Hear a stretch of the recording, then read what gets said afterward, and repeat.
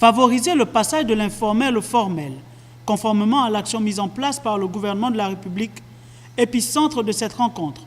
Pour optimiser leur temps de travail, les deux membres du gouvernement ont tenu à s'imprégner des offres de services de cet investisseur suédois.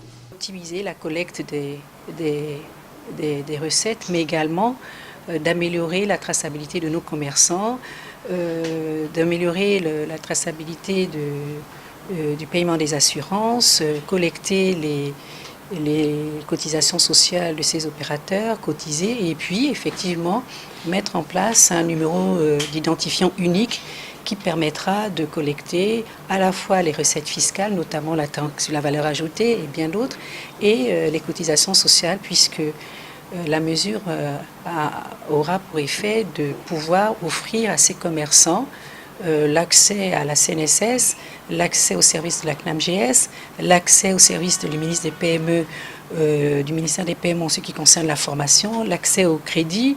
Et donc, il y a donc derrière tout ça une véritable volonté d'un service public au service du secteur privé pour améliorer cet environnement du secteur privé. C'est dans ce cadre que ces investisseurs ont présenté au ministre de l'économie numérique et celui du commerce leurs offres de services pour trouver des solutions visant à migrer du secteur informel au formel. Alors nous allons préparer une plateforme numérique qui permettrait aux acteurs locaux de pouvoir s'enregistrer et une plateforme de paiement avec les acteurs déjà existants, notamment au Gabon, vous avez Libertis et Airtel Money.